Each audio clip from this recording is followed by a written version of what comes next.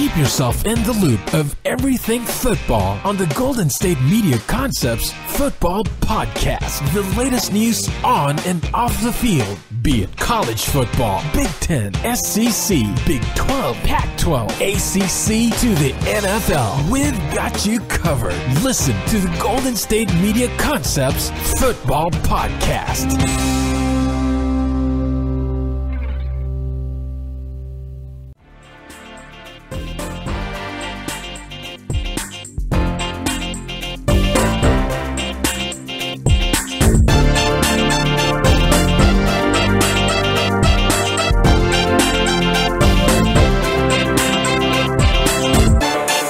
All right, and welcome to the GSMC Football Podcast.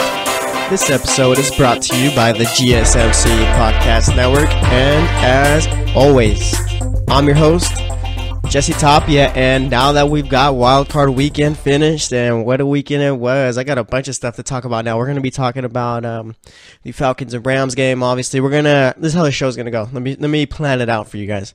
Show's going to go out. All right, we're going to do the stats for each game, talk about it a little bit, and then we're going to talk about one thing I'm looking forward to. We're going to talk about each team, what their outlook is now. The teams that won, we'll talk about what they need to do in the playoffs going forward, how should they do it, and we're going to talk about the teams that lost.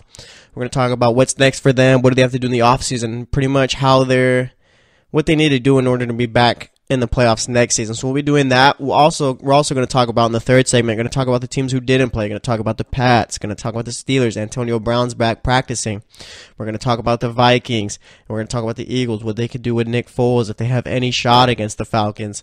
So yeah, we'll be doing that. And for the last segment, we're going to talk a little bit about Alex Smith and Kirk Cousins, because I brought it up in the last show, mentioned it a little bit, talking about who would you rather have? And I did like I said, I just mentioned it, didn't really think too much of it, but I've been thinking about it over the week, and I was thinking, if I'm a team, and really when I'm talking about who would I rather have, I know you need context and all that, so I'm talking more from I'm a team like Jacksonville, because we're going to talk about their whole quarterback situation, even though they won their game. Man, Blake Bortles might be the next Michael Vick, for sure is not the next Aaron Rodgers throwing the ball, I'll tell you that much.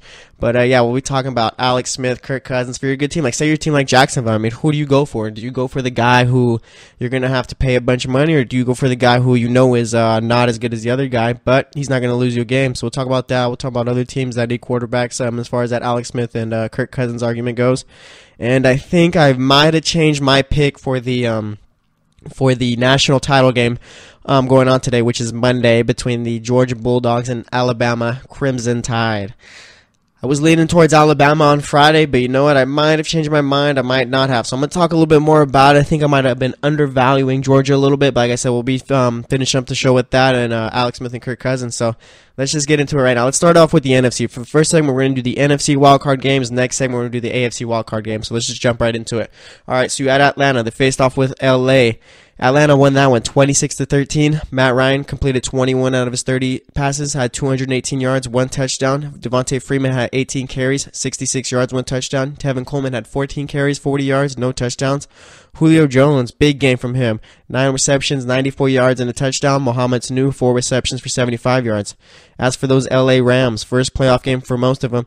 Jared Goff, 259 yards, 1 touchdown. Todd Gurley had 14 carries for 101 yards. Robert Woods had 9 receptions, 142 yards. Cooper Kupp, 8 receptions, 69 yards, and a touchdown. And Todd Gurley, too. Another big thing that helped the Falcons seal that win was that Todd Gurley had 10 targets, only caught 4 passes, only had 10 yards to show for that. And let's just jump into the game right here. Atlanta, because I did pick Atlanta to win. I'm not trying to brag or anything like that, but I mean that was kind of like a over the edge type of pick right there. I mean, obviously LA was the better team going into this game, and Atlanta's been pretty much limping, not even limping into the playoffs, that's not the right word. They pretty much they didn't play well this season, good enough to be you wouldn't they're 10-6, but they didn't play like a 10-6 team, if that makes any sense. The offense just didn't play well all season. I feel like I've been talking more in the last few shows. It's been more their defense is what got them in. But I mean, the offense showed up here, and one thing I was really happy to see, and it wasn't even Julio Jones getting 94 yards and a touchdown. It was the fact that running the ball, Devontae Freeman and Tevin Coleman had 32 combined carries. I've been asking for this all year. Even though they only combined for about 106 yards, I believe, even though it was only that many yards that they got, I've been waiting for so long this season for Atlanta to start running the ball. They were doing it a lot with towards the end of the season with Devontae Freeman starting to give the ball around 15 to 20 times, but Tevin Coleman wasn't getting the ball that much, only maybe around 10 times at the most, if that, and that's not even like an average. Average probably around 7 carries a game for him. And I've just been asking all season long, please give them the both at least 15 carries each. They need it. You're going to be a whole lot better if you do it. And sure enough, like I said, these guys got 32 carries, and they added like a whole nother dimension to that offense because, like I said, we all know that Julio Jones, Mohamed Sanu, those are all good receivers out there, so we know that they can throw the ball. And Matt Ryan, he's still kind of making me nervous a little bit. He only had, like I said, around 200 yards and a touchdown. Matt Ryan last year was throwing for 3 touchdowns a game and pretty much lighting the NFL on fire, doing whatever he wanted. And Matt Ryan just hasn't gotten back to that. So, like, obviously, like, they beat the Rams and they played well. That's another thing too, right there. The Atlanta defense has been playing well all season, and they played just as well against the Rams on Saturday. Yeah, it was Saturday they played. Like, the fact that Todd Gurley, he got 100 yards rushing the ball. But which makes him so much more dangerous is the fact that Jared Goff, or I should say the Rams offensive coordinator, I can't remember his name, but yeah, the offensive coordinator for LA, he has it in the offensive game plan to where, you know what, Todd Gurley's going to get his targets trying to catch the ball. Like I said, for Saturday, he did have 10 targets, but Atlanta did well to limit him, only caught 4 of them, and like I said, he only had 10 yards receiving. And I was talking about on Friday's podcast, that was the biggest thing right there for Atlanta to try and pull out the win. They needed to limit not just like obviously Todd Gurley's going to get his on the ground. Okay, he's a top 3 running back. I'll take Le'Veon Bell, Ezekiel Elliott over him, but I think Todd Gurley's right there after that. So he's a top 3 running back, and obviously he's going to get his on the ground. That's no question. What you need to do to stop him is you need to keep him from receiving the ball, because when he's open in space, I mean, he's a running back. He's obviously going to be able to make his cuts well. And he's when you give him all that open space, he's just going to have all kinds of room to run, and it's going to be hard to tackle like that in the open field, which is why it's like a whole lot easier to tackle when he's actually running the ball from the getting the handoff from the quarterback, because he's going to be running through the tackles and there's not enough room. So it was big for Atlanta to limit him as far as receiving the ball and getting out into the open field, because obviously he did have 4 targets, and even with 4 targets, this season, Todd Gurley shown that he could get a bunch of yards. I think one game he had around four catches and 60 yards, 70 yards around there, and a touchdown. But, I mean, right here, only 4 catches for 10 yards. So, obviously, Atlanta did well to pretty much, when Gurley caught the ball, boom, they're right there waiting for him. That was the biggest thing they needed to do. And I was surprised that Julio Jones had the kind of game that he did. He had 9 catches for 94 yards and a touchdown, I believe it was, and I really wasn't expecting Julio Jones to do too much. I thought Mohamed Sanu and Taylor Gabriel and all those other guys were going to get the ball a whole lot more, because I figured that LA was going to try and double Julio and keep him out of the game. But I mean, Julio finally showed up. The guy really hasn't been too consistent so far this season. I like to bring up how he had that big 253-yard game, and other than that, that was it right there. But yeah, Atlanta did well to limit Todd Gurley and Robert Woods. I mean, as far for LA, there's just something about playing at the Coliseum for him. I was talking about it on the last podcast too. There's just something about playing at the LA Coliseum where Robert Woods plays well. If I'm the Rams, I'm signing Robert Woods to a big contract, but you can only play at the Coliseum. That's it. You can't come with us on road games or anything like that. You can only play at home, and obviously that's something they'd never do. But man, it's just crazy because you never really think about like home and road games. Like, I've never really thought too much about it, but obviously it does mean something for the players. I used to think that players pretty much, like, playing on the road really didn't affect you or anything like that. Either you're the player that you are, or you're just not that good. But it's just weird to see these players, like, put up huge stats at home, and then on the road they just don't play well at all. So obviously it does have some type of effect. But let's talk about the Falcons now. Going forward, is this team a Super Bowl contender? I say yes, definitely they're a Super Bowl contender.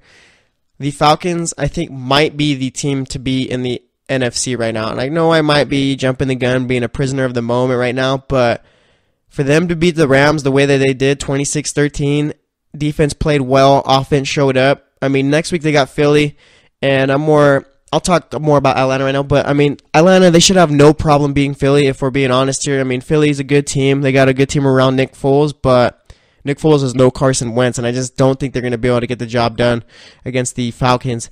And getting past Philly, that's going to put them in the NFC Championship. They're going to see a team like Minnesota or New Orleans, and I still like Atlanta's chances against both of those teams. And it's kind of crazy because none of us really expected Atlanta to be that team that makes it into the playoffs and pretty much runs the table. Because, like I said, so far this season, they just really haven't played well on the offensive end, and their defense has been keeping them in it. But I mean, it looks like they're starting to figure it out at the right time. And this is Atlanta. I don't want to jump ahead of be a prisoner of the moment too much, but Atlanta might. Let's just say they have a decent chance at winning a Super Bowl this year, but. We'll see, but like I said, I think Atlanta right now is a Super Bowl contender, and I think that they do have probably one of the better chances out of any of the teams out of any of the 4 teams in the NFC right now. They probably have the best chance, I think. The Saints and the Vikings are second and third with the best chances, but actually perfect. Let's jump into the Saints game right now and talk about them. All right, so the Saints played a really big game against a really good game, I should say, against the Carolina Panthers. The Saints won that one 31-26. Let me get Carolina stats done and over with so we can talk about the Saints. But Cam Newton had completed 24 out of his 40 passes, had 349 yards, 2 touchdowns. Jonathan Stewart had 11 carries for 51 yards. Cam Newton also took off with the ball 8 times, had 37 yards. Christian McCaffrey had 6 carries for 16 yards. Greg Olsen, 8 receptions, 107 yards. Greg Olsen also had a touchdown. And then Christian McCaffrey also had 6 receptions for 101 yards and a touchdown. Devin Funchess put in 4 receptions for 79 yards. Now talking about the Saints. Drew Brees completed 23 out of his 33 passes, 376 yards, 2 touchdowns, 1 interception. Alvin Kamara, 10 carries, only 23 yards, had a touchdown though. Mark Ingram, 9 carries, 22 yards. Michael Thomas had 8 receptions for 131 yards, no touchdowns. And Ted Ginn Jr. had a big game. 4 receptions, 115 yards, and a touchdown. And Kamara didn't really do anything notable on the receiving end for the Saints, so there's no reason in bringing up his stats. But this game right here, I was talking about on the last podcast, it was going to come down to, I said, Thomas Davis and Luke Kuechly doing well, or doing their job in limiting Kamara and Ingram. And they did just that. Like I said, they only combined for, let me do some quick math right now. They only combined for 45 yards and a touchdown. That hasn't been the case for the Saints so far this season. Those guys have been both averaging around 100 yards, near 100 yards, and putting up big touchdown numbers. And that just wasn't the case at all. They didn't play well. And like I said, the linebackers did well to limit them. And I wasn't really too sure that Drew Brees could come out and win this game on his own, like how he's done before, because obviously so far this season it's been more of like the tide. Like I said, the tide has changed in New Orleans. It's not just Drew Brees, please take us to the playoffs, please do whatever you can to help us win. It's we got Alvin Kamara, we got Mark Ingram. We're going to move the ball through them, and then Drew Brees, do what you do, but you're going to have to do as much as you did before. And this game, like I said, that wasn't the case. Drew Brees had to come out, throw for a bunch of yards, did throw for 2 touchdowns, had an interception late in the game. Carolina was driving down the field, but just intentional grounding play killed them, and they just simply couldn't get to the end zone. And, man, I just thought that if Davis and Kuechly were going to be able to limit Kamara and Ingram, which they did, I thought Carolina was going to be able to pull out the win, but they just couldn't. I would have picked, that would have been 2 upset picks right there. And I would have looked a whole lot smarter with the people I was talking to about my picks than I did. But, I mean, Atlanta helped me out. But talking about the Saints now, I mean, like I said, I'm not too sure how they're going to do against the Vikings next week. That's going to be a tough game for them because obviously if Carolina, they knew the recipe.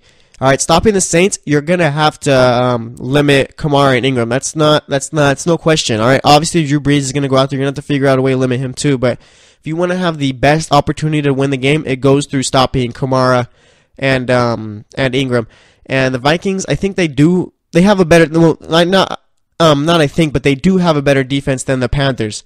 And I was more thinking about their linebacking core. I was thinking they might have a better linebacking core than Carolina, but I just think that Shaq Thompson, Thomas Davis, and Luke Kuechly are probably the best linebacker combo in all of the league. But Vikings got Anthony Barr. They got a couple of other guys out there, and I think that they can do well to limit these guys. I think Minnesota's defense is a whole lot smarter than Carolina's, meaning they Carolina's defense is more just pure talent But Minnesota's defense is more talent and great communication. Like, they know where to be. They don't try and do too much. Like, they just pretty much, like a New England Patriots type of thing. They do their job well. So I think Minnesota right now does have the better defense, and just only because they can communicate a whole lot better than Carolina does. So they're going to have a better opportunity to stop those two guys. So, I mean, it's going to be interesting to see for the Saints what they can do, because obviously you got Xavier Rhodes playing corner. He's going to be on Michael Thomas, and Michael Thomas isn't going to go for 130 yards like he did against the Panthers. So it's going to be a real tough game for the Saints. I'm not going to make picks or anything like that, but like I said, it's going to be tough for them. That's why I think Atlanta right now probably has the best opportunity, the best chance to get back to the Super Bowl.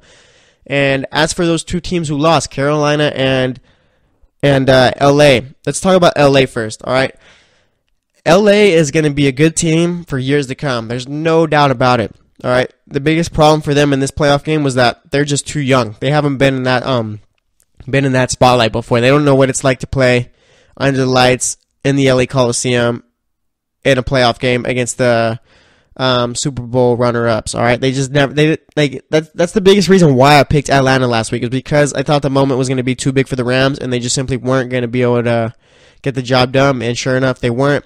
They didn't. But like I said, going forward, I mean, the Rams, like, it's not like, oh, the Rams are just a one-and-done team. This was all just a fluke and stuff like that their season. No, it wasn't. Trust me.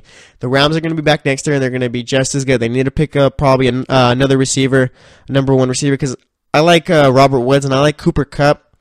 But just imagine if they had like that true number one receiver right there that could always get his, and then boom, you got a guy like Robert Woods as your number two and Cooper Kupp in the slot. I mean, that's going to be perfect for Jared Goff. Obviously, you got Todd Gurley. You're going to need to lock him up long term eventually. That defense is young, ready to go. So, I mean, the Rams, they're just, I guess, a move and a year away, one move and a year away from being a true Super Bowl contender. So I'm not even worried about the Rams. The Panthers, this is like their window, right? This is like their Super Bowl window. All right, obviously, like, they're not Super Bowl contenders year after year, but within the next 5 years, I mean, this is going to be where Carolina should be making the playoffs every year and playing well. Drew Brees is getting older. He probably has about maybe 2 more years left in New Orleans. And as far as Atlanta goes, like, both Carolina and Atlanta, both of those teams should be making the playoffs every year, being the better teams in the NFL every year, just because of how they're set up. Carolina already has their franchise quarterback in Cam. Got a young and up-and-coming running back in Christian McCaffrey. Guy needs to work on running between the tackles a little bit more. And if not, then they just need to throw him out to the outside, have him run outside the tackles. But, I mean, receiving the ball, he's one of the best in the league already. And that defense, they're probably going to have to start bringing in new linebackers because Thomas Davis is getting up there in age. Luke Kuechly is going to be there for a while. Shaq Thompson's a young guy. And they really need to fix up that secondary. But, I mean, like, both the Rams and the Carolina, it's just a few quick fixes from them. Being true Super Bowl contenders. So, I mean, they don't have anything to worry about from losing this one game right here in the playoffs. They're going to be fine going forward, and I have no doubt about that. So we're just going to have to wait and see how it goes for them. But like I said, Atlanta right now is probably the team to beat in the NFC. So that's actually going to wrap it up for this segment. Next up, we're going to be doing the same thing for the AFC. Going to be talking about the Bills and Jags game. Oh my gosh, that was a brutal game. Going to be talking about that game.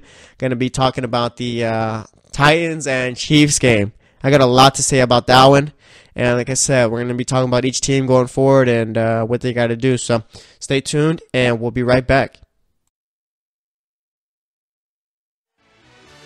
Are you looking for help for your fantasy football team? Check out the GSMC Fantasy Football Podcast. Get today's best advice on who to start, who to sit, even who you should draft. From sleeper picks to red-hot lineups, they got it all covered for you. That's GSMCpodcast.com/fantasy-football-podcast. We'll cover traditional leagues, dynasty, PPR, even IDP leagues. When you need fantasy help, there's just one show to hit up. Don't forget to like them on Facebook and follow them on Twitter. Visit GSMCpodcast.com for more info.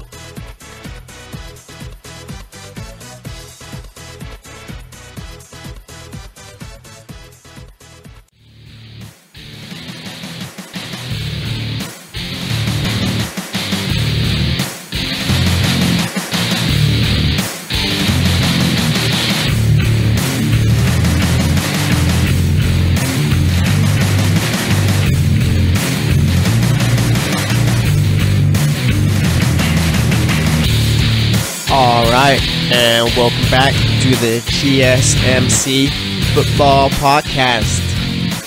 Last segment, we talked about each of the NFC Wild Card games. I wanted to start off with the NFC, because usually I do start off with the AFC. I don't know why I usually do that. I never actually noticed that until now, but I always start off talking about AFC teams before I do NFC teams. But I want to talk about the NFC teams, because I think Atlanta right now has a really great chance at getting back to the Super Bowl, and I think that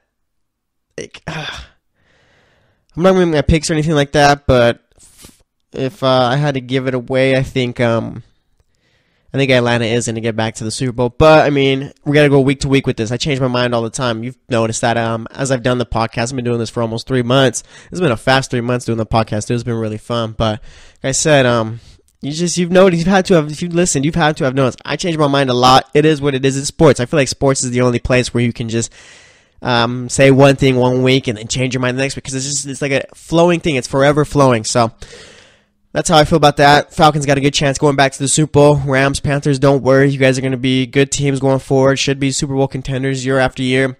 As for the Saints, you got a big matchup against the Vikings, and it's not looking good in my eyes. But it's Drew Brees back there, and maybe Sean Payton will find a way to get past that great defense. So we'll see. We're going to talk more about those, like the Vikings, Saints games, talk more about Falcons, Eagles on the later shows. We got shows on Tuesday and Friday, so we'll do little bits and pieces each show. So let's talk about the AFC, though. What game do I want to start off with? I'm going to start off with the Jags and Buffalo Bills game, because there's probably more to talk about with the Chiefs and Titans game, so we'll finish off that segment with that. All right, let's get it started. Game of the week? Definitely not. Jacksonville beat the Bills 10-3. Let's start off with Buffalo stats. Tyrod Taylor completed 17 out of his 37 passes, had 134 yards, 1 interception. Came away injured in the game with a concussion, I believe. Nathan Peterman comes in, 1 completion out of 3 attempts, 14 yards, 1 interception at the very end of the game. LaShawn McCoy had 19 carries for 75 yards. I was surprised LaShawn McCoy was able to do that much against this Jacksonville defense. I mean, the guy's ankle was injured, got carted off in the Week 17 game against Miami. And for a guy like LaShawn McCoy, obviously for every running back, you're going to need your ankle to be 100%, and you're going to need it to be as healthy as it can be, all right, because you're a running back. You use your ankles. But LaShawn McCoy, his game is more cut and run. It's not a, Le'Veon Bell type of game where he's patient, he's waiting for the holes and all that. No, LaShawn McCoy's going to hit the hole as hard as he can, but what makes him dangerous is the way he cuts. You're not going to be able to tackle him the first time, because you're going to see him once there, and he's going to be gone all of a sudden because of the way he cuts. So obviously he needs his ankles a whole lot more than other running backs do, and I was just surprised, especially against the number 1 defense in the league, for this guy to get 75 yards.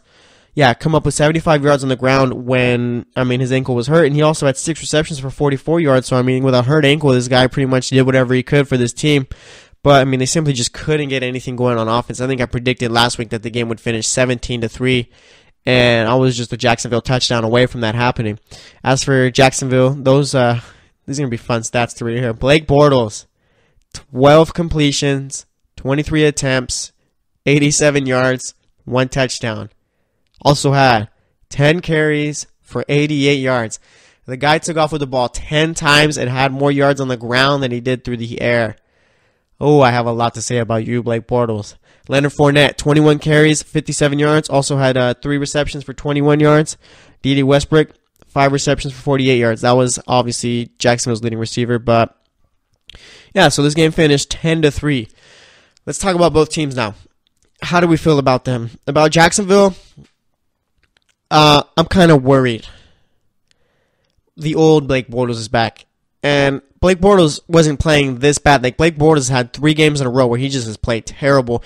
And he wasn't playing like this for most of the season. For the first part of the season, Blake Bortles was more playing like, let me get out of your guys' way, talking about the defense and Leonard Fournette. Let me just, when I need to throw the ball, throw it. I'm not going to throw any interceptions or anything like that. He was playing like a game manager, okay? So the first part of the season, guy goes through, he's playing like a game manager. Second part comes, and he's playing really well. He's playing like he should have been a first-round pick and pretty much throwing the ball all over the place, throwing for a bunch of touchdowns. And then the last Week 16 comes against the 49ers. I don't know what the 49ers did to Blake Bortles, but they broke him. The 49ers broke Blake Bortles broke Blake Bortles. Man, that's 3 B's in the world. It's kind of hard to say. But yeah, the 49ers broke him.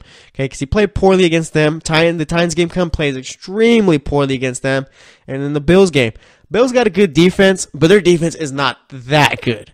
They're not that good to where they could limit a NFL quarterback to 87 yards. I know they got Tre'Davious White, the rookie I believe he is, playing corner, and he's one of the better corners in the league right now. And that's the truth.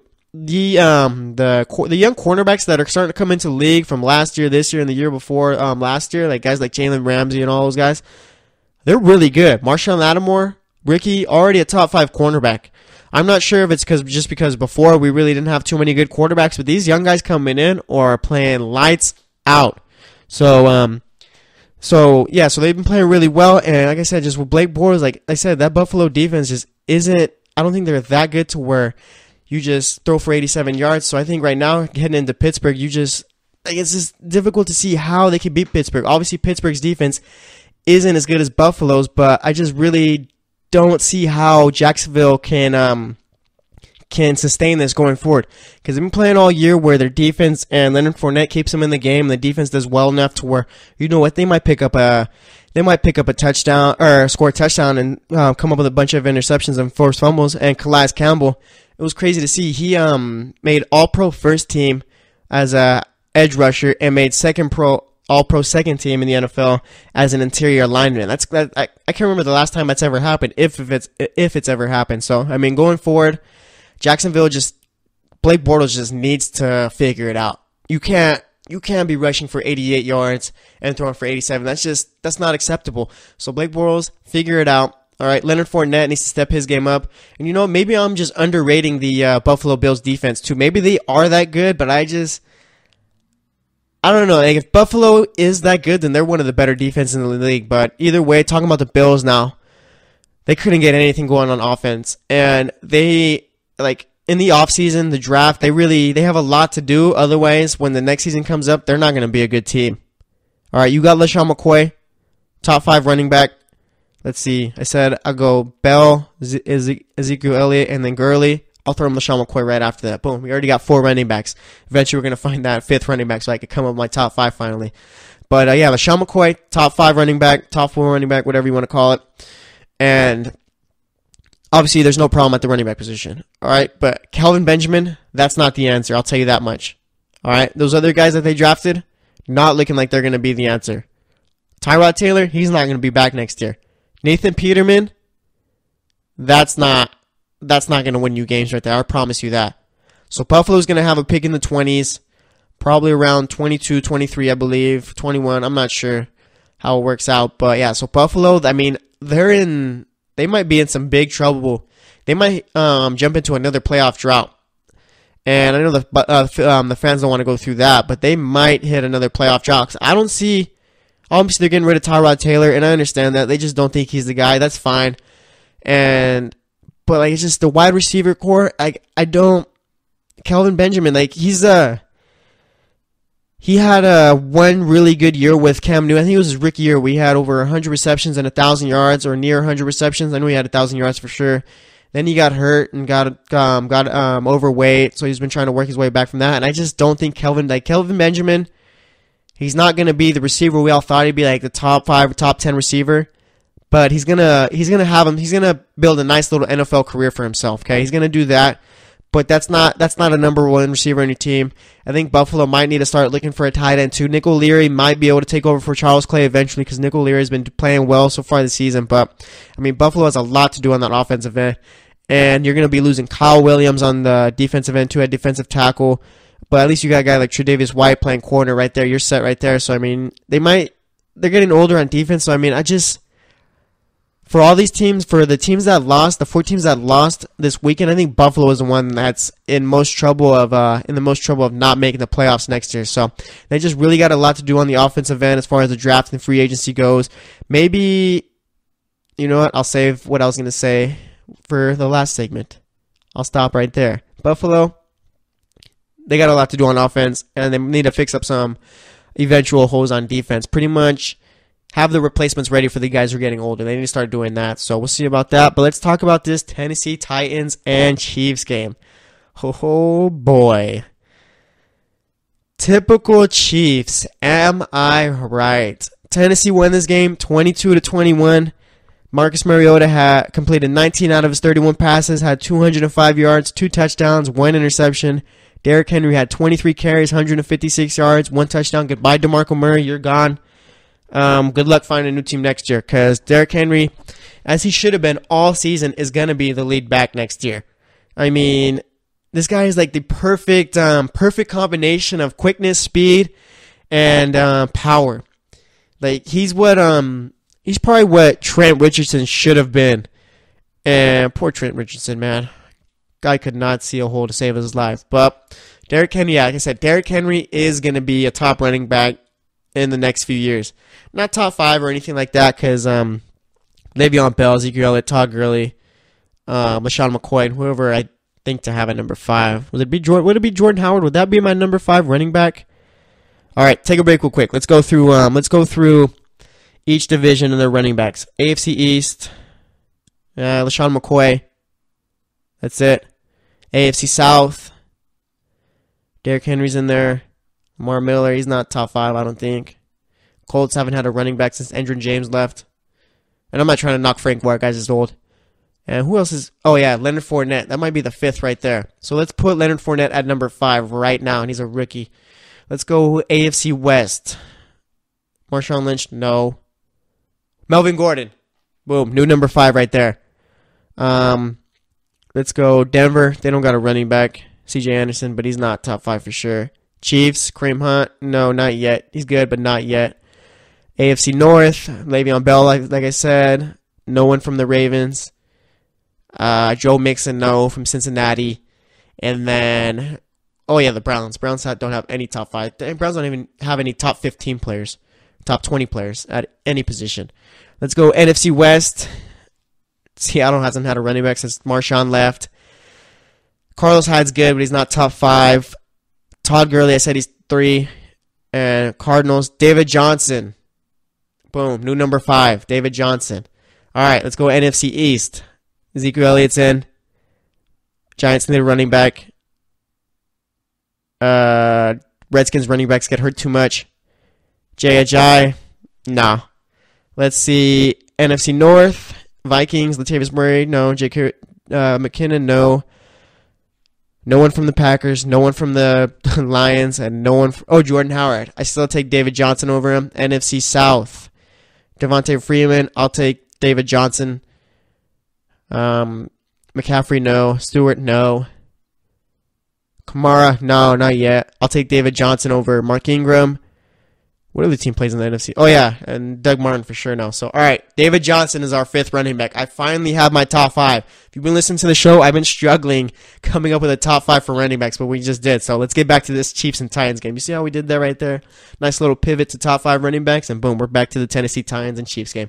So, I guess that's what Derrick Henry gets us right there. He gets us talking about top 5 running backs. But yeah, Derrick Henry, like I said, just to remind you, 156 yards, 1 touchdown. Delaney Walker had 6 receptions for 74 yards. And Eric Decker had 2 receptions for 21 yards, a touchdown. No one else was really notable from that. As for those Kansas City Chiefs, I was pretty spot on with my Alex Smith prediction. I said he'd probably go for around 250 yards, probably throw 2 or 3 touchdowns. He had 264 yards, 2 touchdowns, completed 24 out of his 33 passes. Kareem Hunt, only 11 carries for 42 yards, 1 touchdown. We're going to talk about that right there. I'm not too happy about that, Andy Reid. Tyreek Hill had 7 receptions for 87 yards. Travis Kelce had 4 receptions for 66 yards and a touchdown. He came out of the game early injured in the first half, I believe it was. And then Demarcus Robinson had 4 receptions for 57 yards and a touchdown right there. So who do I want to talk about first? Let's just get it over with the Tennessee Titans, all right? So Tennessee, you get the Patriots next. Does Tennessee have a shot? I think they might. But it's a very tiny shot. It's like a chance. Like Jim Carrey and Dumb and Dumber. So you're telling me there's a chance. All right? This is exactly what that is. That chance that Jim Carrey said in Dumb and Dumber is like, I can't remember it was like a 1 in 1 million chance or whatever. That's what Tennessee has of beating the Patriots. All right? If you haven't seen Dumb and Dumber and Jim Carrey make the face, it's like the perfect face right. Like, so you're telling me you have a chance. Like, just picture the face if you've seen it and me saying it. It's perfect.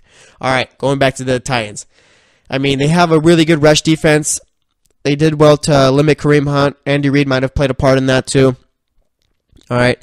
The secondary played all right. First half, they looked really shaky. Travis Kelce comes out. They couldn't handle Travis Kelce. Just imagine the field day Gronk's going to have. Does Kansas City have, or Tennessee have any chance on offense? I mean, they got to run the ball. That's the thing. All right. Tennessee's chance at beating the Patriots.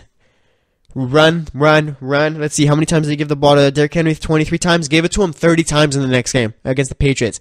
Patriots defensive line is, like, rush defense is not that good. Patriots give up a lot of yards on defense. Don't give up too many points, but I mean, you can't sustain that formula for too long. So if I'm Tennessee next week, my formula: take Deion Lewis out of the game, double team Gronk, all right, and do what you can to limit Brandon Cooks and Danny Amendola and Chris Hogan. Brandon Cooks hasn't even played that well so far this season. Tennessee, if they stick to that, give the ball to Derrick Henry 25 to 30 times in that game, because Marcus Mariota still didn't play that well against Kansas City, all right? Didn't play that well. He did have a touchdown where he threw it to himself. I think it got deflected and he caught it. And I can't remember the last, that's the only thing that's ever happened. But yeah, so he did that. And he did have that touchdown to Eric Decker, but Marcus Mariota is not going to be the guy who wins you the game. I mean, it's just not his year so far this season. So give the ball to Derrick Henry 25 to 30 times and stop Deion Lewis and make the Patriots one-dimensional. All right, you're going to have to, the Tennessee Titans, as funny as it says, they're going to have to make Tom Brady beat them. And, I mean, it's all coming down to Gronk. They got to double Gronk and do what they can to limit him. Obviously, Gronk's going to score a touchdown. He's going to have around 100 yards. Okay? Don't let him get near 130 or 140. Okay? Because that's where Gronk's going to end up if they don't double him. So they got to figure out a way to do that. And I think their secondary, it's kind of brutal, but I think they can do well to match up with these Patriots receivers. So they got to do that. And let's talk about Kansas City for a few moments. We really used a lot of time on this segment, but let's talk about the Chiefs. Alex Smith, probably gone. We're going to talk about him in the last segment. Kareem Hunt, Andy Reid, I don't know why he did that. I think Andy Reid took over the play. Like it was said that Andy Reid took over the play calling in the game, and I don't know why. Why do you only give the ball to Kareem Hunt 11 times? Travis Kelce, your best player, goes down in the first half. What do? Get the ball to your other best player, Kareem Hunt. Have him run the ball 25 times. Have him kill clock. Kareem Hunt, he's capable of doing that, okay? You get the ball to Kareem Hunt 25 times, he's picking up a bunch of yards. That's for sure over 100 yards right there. All right, and probably a touchdown or two more. But I don't know why Andy Reid always tries to outsmart himself year after year. Andy Reid, great coach, but he just gets in his own head, and he did it again against Tennessee. So I mean, this is the new Chargers team. If you remember the Chargers when they had Phillip Rivers in his prime, LaDainian Tomlinson, that team was really good. Probably one of the better teams to never win a Super Bowl. And I think that's what the Chiefs are becoming now. All right, Chiefs they gotta fix up some things on the defense. You got Marcus Peters who's playing well. Secondary's pretty good. You need Eric Berry to come back off the injury, but they need to start fixing up that linebacking core. It's getting older, and you need to start fixing up that defensive line because it's getting older too. So you fix those up in the draft, free agency. Offense, you're set, but you need Patrick Mahomes to be the guy. All right, because like I said, they're probably going to get rid of Alex Smith, and they're banking on Patrick Mahomes to be the franchise quarterback for them. And if he's not, they're going to waste these years away, and they're going to be just like the Chargers. Chargers should have won a Super Bowl, should have never fired Marty Schottenheimer. They did, and they just never got back to it. So Kansas City just really needs to hope that Patrick Mahomes is the guy, and they really need to fix up that defensive line and linebacking core. So we'll see how it all ends up, but that's actually going to wrap it up for this segment. Next up, we're going to be talking about the teams who didn't play this week. Patriots, Steelers, Eagles, and Vikings. So stay tuned, and we'll be right back.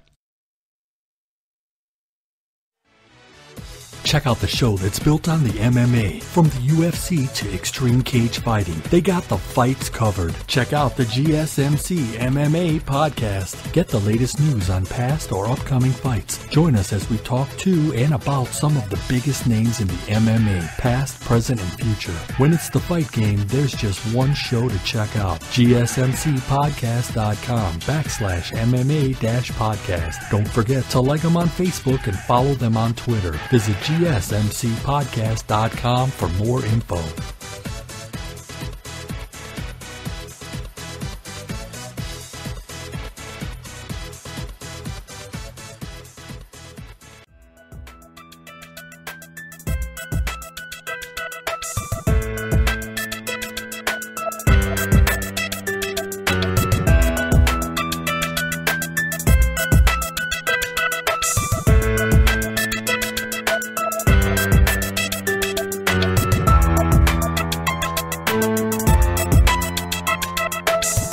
Alrighty, welcome back to the GSMC Football Podcast.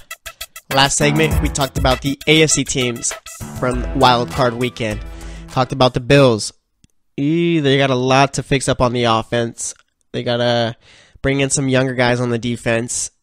I don't like their chances of coming back to the playoffs next year. I hope Bills fans really enjoyed this moment. I saw them jumping through tables the tailgate of the Jacksonville game. I don't know why they do that too, Bills fans. Bills fans are crazy.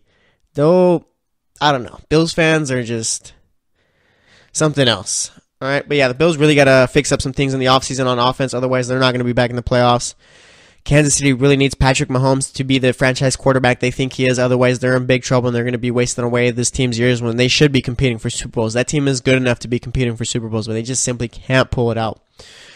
Tennessee, talking about their game against New England, they need to run the ball and stop the run on defense and double Rob Gronkowski and see if that's enough to help you get a win.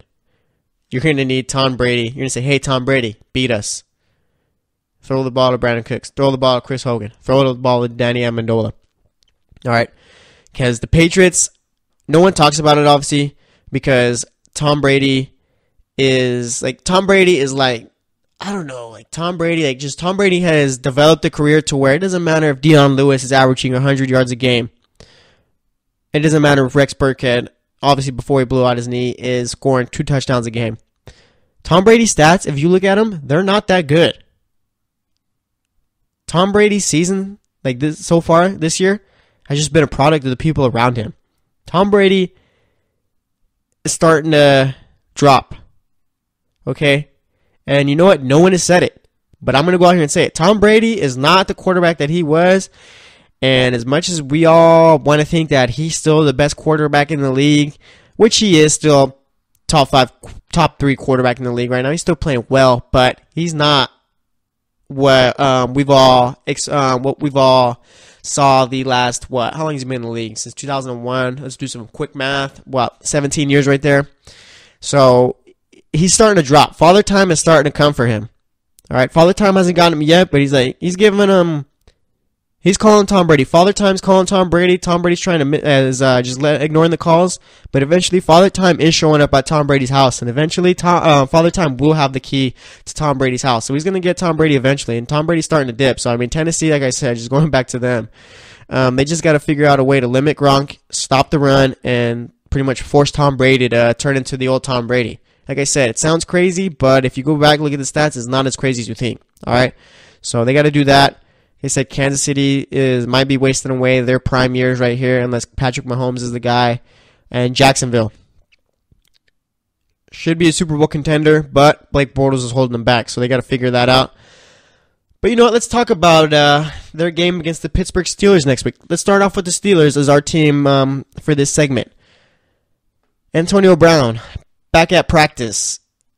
I was watching Chad Johnson, the old Bengals receiver. I think he played. Yeah, he played for the Bengals. Who else did he play for?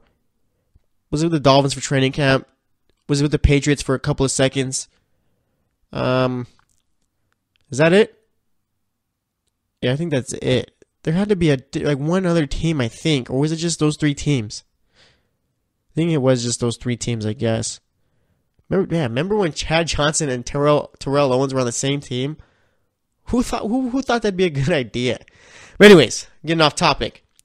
Let's talk about the Steelers. Antonio Brown, he's back. Again, brought up Chad Johnson because he posted a video, I think, or was it Antonio Brown? No. I can't remember, but either way, Antonio Brown, there's a video of him out there running routes. He makes a cut. I think it was kind of staged too. If you watch the video, he's running, I think, like a little slant route or a post route. and once he makes his cut, the guy that's covering him falls down. I'm not sure how real the guy falling down is. I think that's more Antonio Brown. Hey, you know what? My calf, it's still kind of hurting, but I'm going to run this route right here. I'm going to cut. As soon as I cut, slip and fall down like you can't cover me, all right? I think that's more what happened, all right? I'm not trying to take anything away from Antonio Brown. I'm the number one fan of the Antonio Brown fan club, all right? He's by far the best receiver in the league. Might end up being the best receiver of all time. I don't know. Did I say that? But yeah, so Antonio Brown back at practice. He looked all right in the video, though. I'm like being serious. He ran his route pretty well. All right, didn't look like the calf was really limiting him too much. I was more looking at the cut, okay? Because receivers, like in calf injuries and ankle injuries, you always got to look at how they cut. When he cut, it did look kind of off, but I mean, it still looked good. So now that he's back, obviously he's going to be playing against Jacksonville. How well can he do against Jacksonville? All right, he's not going up against some scrubs. He's going to be going up against Jalen Ramsey. He's going to be matched up with Jalen Ramsey. That's the best cornerback in the league, no doubt in my mind.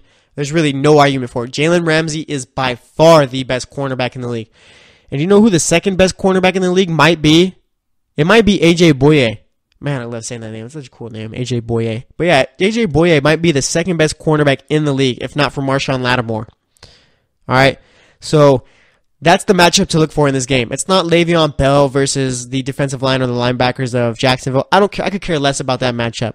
All right, it's going to come down to Jalen Ramsey and A.J. Bouye versus Antonio Brown, Martavis Bryant, and Juju Smith-Schuster. Juju Smith-Schuster is the X factor in here, in this game. All right? That's the guy it's going to come down to. Antonio Brown, as good as he is, I just don't think he's going to come back to his top. He's not going to come back as at his top, top performance. Yeah. He's not going to come back to his top standard. Yeah, he's not going to be that. He's not. Like, he's gonna come back, play all right, but I just think even, like, with the calf muscle, because obviously with a torn calf, you're not 100% after, 3 weeks, I think? Did he tear it in week 16? Against the Patriots. I think that was week 15. So you had week 16, week 17, wild card, and now the divisional round. All right, so he's had 3 weeks to rehab it and come back. You can't come back off of a torn calf muscle after 3 weeks. I mean, obviously you can, but you're not going to come back at 100% unless Antonio Brown is some type of X-Men mutant or something like that to where he just mysteriously heals calf muscles. So, yeah, Antonio Brown not coming back at 100%. Then there's the factor of him going up against Jalen Ramsey, okay? And it's just Antonio Brown, like Steelers fans are probably happy about him coming back, but he's just not going to be the same guy. So don't expect Antonio Brown to have a big game. Okay, that's what I said. Juju Smith-Schuster is the X factor. If Juju can get going, then the Steelers have all the chance in the world to win this game. And like I said, the Steelers, they shouldn't even if their offense is limited, they shouldn't lose this game. Blake Bortles is playing quarterback. Quarterback. I know these Steelers cornerbacks have just been brutal. The last 5 years, somewhere around there. All right, that's always been the Steelers' Achilles heel. They're cornerbacks. All right, so I mean, these cornerbacks just need to do well to limit, don't give up separation to Dede Westbrook or Marquise Lee.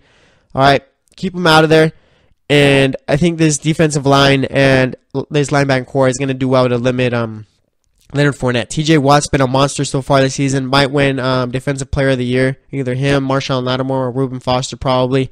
I'd go either Marshawn Lattimore or TJ Watt for Defensive Player of the Year. So, I mean, Pittsburgh, they just score points. That's it. That's all you got to do. Score points and just pretty much make Blake Bortles look like he did last week. If they can do that, they'll win. It doesn't matter if Antonio Brown gets limited, which I think he's going to. He's probably not going to have any more than 70 yards in this game, I don't think. It's going to really come down to Juju Smith-Schuster. This game's on him. So we'll see about that. As for the Patriots, I was talking about what Tennessee needs to do for the Patriots. Stop Derrick Henry. You really don't got to do much against Marcus Mariota because he just hasn't played well so far this season. Let's see what else they got to do. And they got to run the ball. That's the biggest thing right there. Tennessee has one of the best rush defenses in the league, and if Deion Lewis can get going, then I'm kind of nervous for the Patriots. I still think they'll pull out the win, but I don't think Tom Brady can go out and win this game, put up 300 yards and 4 touchdowns how he used to. He doesn't do that anymore. He's more of, this season he's been more of a 2-touchdown, 1-touchdown a game type of guy. He's not what he once was, so if he's got to pretty much, if Dion Lewis isn't getting going, then it's all going to be on Tom Brady's shoulders, and I'm not sure if I'd want that, but that's what the Patriots got to do. They got to get Dion Lewis going. As for the Vikings, do what the Panthers did, and you're going to have a great shot at winning. Limit Kamara, limit Ingram. That's literally all you got to do. I'm not even worried about Michael Thomas. Xavier Rhodes is going to do well against him, I feel. Case Keenum has been playing well so far this season. Near MVP numbers, dare I say. Jerick McKinnon, Latavius Murray have done well since Dalvin Cook went down. And Stephon Diggs and Adam Thielen, probably the most underrated receiving duo in the league. Yeah, they are the most underrated receiving duo in the league. So they got to go out there and do their thing. Minnesota, they have a great chance at beating the Saints. There's no doubt about it. I mean, I'm not making my pick now, but look out for Minnesota in that game. As for Philly, what they got to do is get J.J. and LeGarrette Blount going. All right? That's how you win this game. You don't win this game with Nick Foles throwing the ball a bunch of times. You win this game giving the ball to LeGarrette Blount, giving the ball to J.J., breaking off for a bunch of yards. They need to be a run-first team, and they need to limit Atlanta, obviously, on the offensive end when they're playing defense. That's what it's going to come down to. Run the ball, play good defense. If they can't run the ball, they have no shot whatsoever. That's the biggest thing right there. You have to run the ball. Figure out a way to get those guys going. If not, there's always next year. So that's what they got to do. That's actually going to wrap it up for this segment. Next up, we're going to be talking a little bit more. Final thoughts on the national championship game between Georgia and Alabama. Might be changing my pick. Might not be. We'll see. We're going to be talking about Alex Smith, Kirk Cousins. Who would you rather have if you're a good team who just needs a quarterback? And we're going to talk a little bit about the Bears getting their new head coach. So we'll do that. So stay tuned, and we'll be right back. Check out the show built around the women of MMA. From the UFC to the extreme cage fighting, we got the fights covered. Listen. It's the Golden State Media Concepts Women's MMA Podcast. The latest news of upcoming fights, discussions of previous matches. Join us as we talk to and about the biggest names in women's mixed martial arts, past, present, and future. When it's the women's fight game, you know where to listen to. The Golden State Media Concepts Women's MMA Podcast.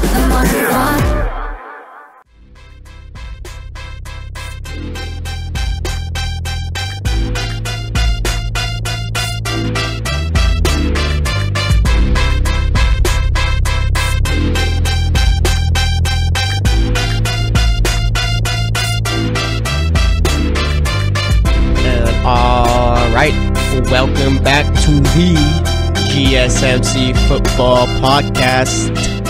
That was my little announcer, PA announcer introduction at a game type of voice right there. If I did well, let me know. If I didn't, oh well. I don't want to be a PA announcer. I just like to have fun, you know. But we're back.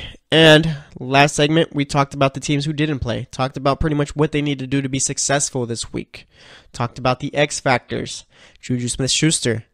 He's got to have a big game against Jacksonville. I don't know how he's going to do it because that Jacksonville secondary is absolutely no joke.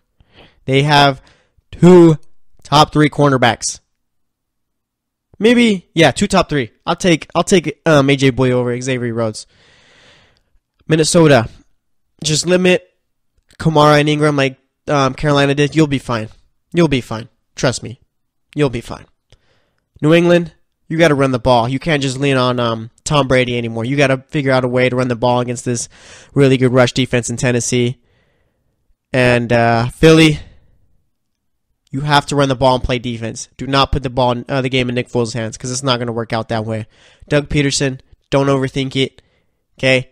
Give the ball to J.J. Give the ball to LeGarrette Blount. Run. Run some more.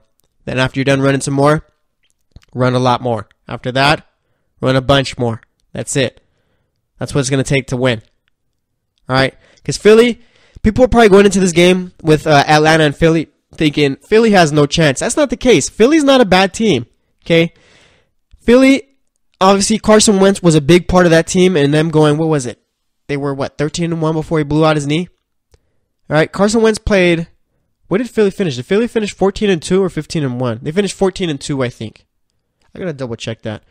But either way, it wasn't just Carson Wentz doing everything, okay? For those Philly fans, I wouldn't go in this game, we're gonna lose. No, that's not the case. You just need your coaches to be smart and to run the ball. And you need your defense to show up, which they played well all season. So I'm not, I think, I can't make my pick. But Philly, you're not out of it. So have your hopes up a little bit. But let's continue with this news segment. I'm going to talk briefly about Alabama and Georgia. I've been pretty much talking more about it last week, and I'm going to put the cherry on top right here. So I've been thinking, I picked Alabama last week, and do I still want to go Alabama? I think I bought into the hype of Alabama, best team the last 10 years. Because Alabama, for me, has been that team. Because there's people before me that are older than me. Tennessee was once that team, was once the Alabama for their era. The U was once the Alabama for their era. And now for my era, I guess you could say it's Alabama, okay? To me, I caught Joe Paterno at the end of his career. I think Joe Paterno is one of the best coaches of all time in college football. I never got to see Bear Bryant coach. I never got to see the Jimmy Johnson coach the U, or even the Schnellenberger guy. I never get to see that. I never get to see, what other good coaches are there? I got to see Bobby Bowden towards the end of his career. I've more seen Jimbo Fisher more. Like when I think of FSU, I don't think Bobby Bowden. I think Jimbo Fisher. Don't hate me for it. I'm a young guy. But yeah, just like I said, I think I bought into the hype of Alabama more. But I think I'm gonna go with Georgia for tonight. That's my final pick. I'm gonna go with Georgia. Obviously, Alabama has a great defense, but this game's in Atlanta. Georgia fans are gonna be there, going crazy. Nick Chubb and Sonny Michel are gonna have a good game. All right, I think they're not gonna play as well as they're not gonna have the kind of game they did against Oklahoma. That's just crazy. Okay, Alabama has a way better defense than Oklahoma, but I think Sonny Michel and Nick Chubb are gonna have good games, and I think they're gonna power Georgia to being national champions. Ooh, I can't wait for this game. I'm getting all excited. I'm gonna get pizza and stuff like that. Yeah, I'm gonna do that. Yeah, but I can't wait for this game tonight. But yeah, I'm going Georgia. I think they're gonna win, and I think it's gonna be a fun game. It's gonna be fun to see Kirby Smart, who was the defensive coordinator at Alabama last year, going up against Nick Saban, his master. Like I said, it's like a Jedi master. It's like pretty much this game right here is like Obi-Wan fighting Anakin Skywalker at the end of Episode 3 of Star Wars. That's exactly what this is. I think, Obi-Wan won that one, but I kind of want Kirby Smart to win this one. So maybe we'll get the dark side to win. So we'll see. But yeah, I got Georgia. All right, let's talk a little bit about Kirk Cousins and Alex Smith. Both are going to be available this year in this offseason. Kirk Cousins is a free agent. I think Alex Smith isn't a free agent until 2019, but he's going to be traded. So let's just play the hypothetical game of if I had a choice, okay? Do I want Alex Smith or do I want Kirk Cousins? All right, let me think of myself as the Jacksonville Jaguars GM. Okay, and this is just between these two players right here. If I'm Jacksonville, I'm picking up Alex Smith as my quarterback. Okay? Kirk Cousins is by far a better quarterback than Alex Smith. There's no doubt. But different styles fit into different teams. And if I'm Jacksonville, I'm going Alex Smith 10 times out of 10. Here's why. Kirk Cousins is going to be the highest paid player of all time. Highest paid quarterback of all time, at least. All right, Kirk Cousins is a good quarterback. Not a great quarterback. He's a good quarterback. Alex Smith is a quarterback. I don't know if he's good. I don't know if he's just average. But he's not going to turn the ball over, and he's not going to lose the game for you. And that's exactly what Jacksonville needs. They need a guy who's not, like I said, he's not going to turn the ball over, not going to lose the game. Okay? Because they are playing with Jacksonville playing with Blake Bortles as their quarterback in playoffs is like them walking through a minefield, and you're hoping you're not stepping on that mine. Blake Bortles is the mine in this analogy or metaphor. I should really know this because I'm really good at English, but I don't know. It's an analogy or metaphor, but either way, yeah. Blake Bortles is the mine, And Jacksonville is trying their hardest not to step on it so they don't blow up and lose. So they need a guy like Alex Smith. There's no mines. All right? You just got to walk and be safe. And Alex Smith is just that for them. Alex Smith can win a Super Bowl with the Jaguars. Probably, if Alex Smith was to end up in Jacksonville, they'd win a Super Bowl. I don't really have any doubts about that. That team is that good on defense and running the ball. Alex Smith is the perfect fit for Jacksonville. Let's say a team like Denver, you have a top 7 pick, the 7th pick, I believe. Maybe you go Alex Smith there too. Maybe you go, and just one reason why, if I'm the GM of Jacksonville and I'm not going Kirk Cousins, is because you got to pay him all that money, but eventually Jalen Ramsey is going to finish up his rookie contract. You don't let a guy like that go. That guy's going to be great. He already is great. He's already the best corner in the league. You don't let that guy go. Okay, you got a guy like AJ Boye. All right? You got Miles Jack. You got guys on the defensive line you got to re-up eventually. All right? Spend some money on Alex Smith. Not all your money. Spend some of it. And use the rest of your money on the guys already there. Don't spend all your money on Kirk Cousins and not be able to bring back some guys that you need on defense. All right? So if I'm them, I'm going Alex Smith. If I don't want to spend my money on either of them, find a way to trade up into the draft and take a rookie quarterback. But like a team like Denver, that's kind of tough because Denver, it's Kirk Cousins or a rookie quarterback. It's not Alex Smith for them, I don't think. If I'm Denver, I'm going Kirk Cousins. Like I said, I'm not drafting Josh Allen because I don't think he's any good.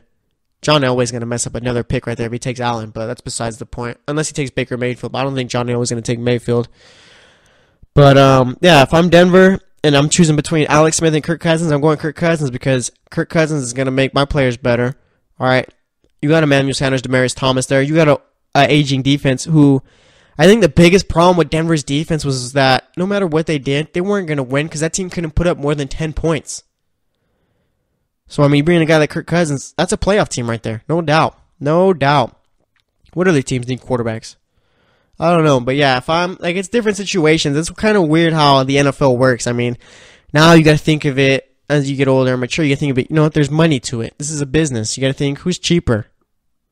Who's going to allow me to do other things? His Kirk Cousins of Jacksonville handicaps Jacksonville going forward. They're not going to be able to re-sign too many other guys.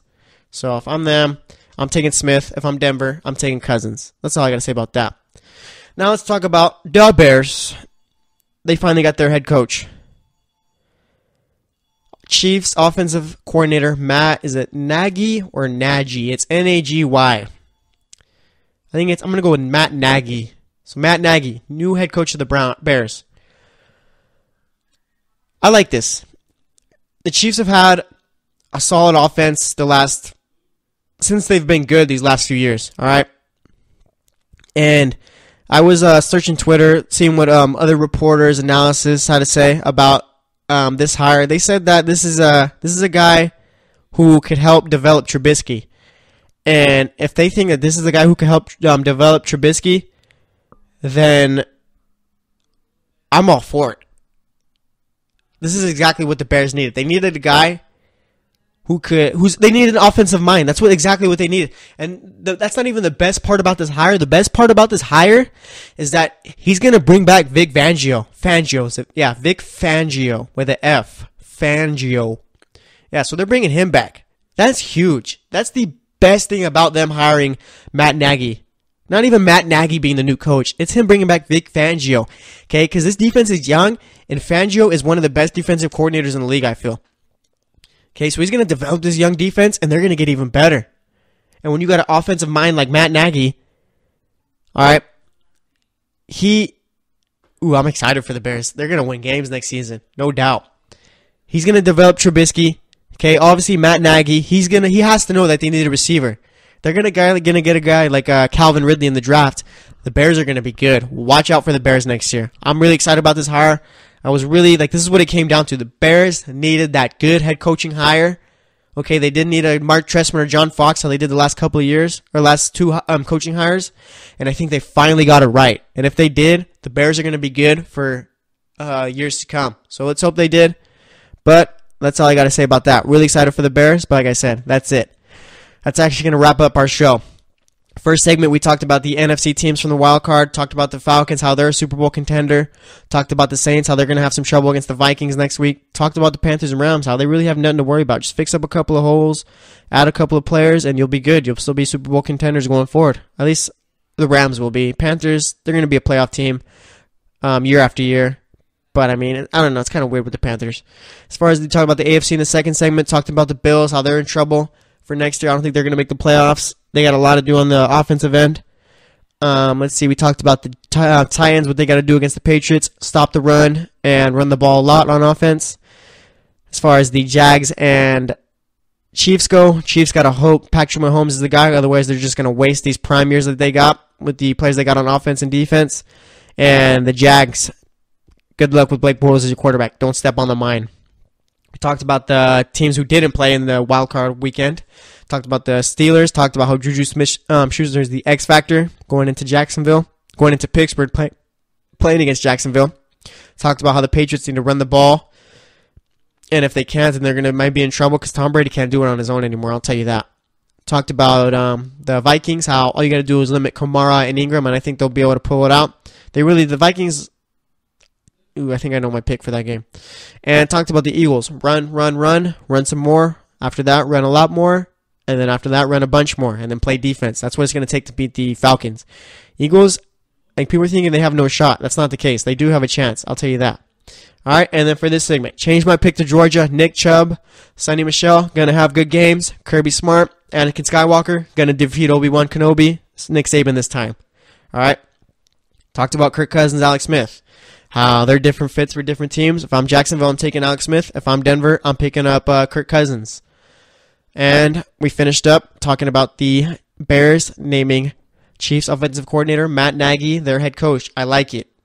I think the Bears are going to be good next season. They're going to fight for a wild card, I feel. So that's how the show went. Thanks for listening. We'll actually be back tomorrow. So once again, this is the GSMC Football Podcast. As always, I'm your host, Jesse Tapia. Like I said, thanks for listening. Stay tuned, and we'll talk to you tomorrow. You've been listening to the Golden State Media Concepts Football Podcast, part of the Golden State Media Concepts Podcast Network.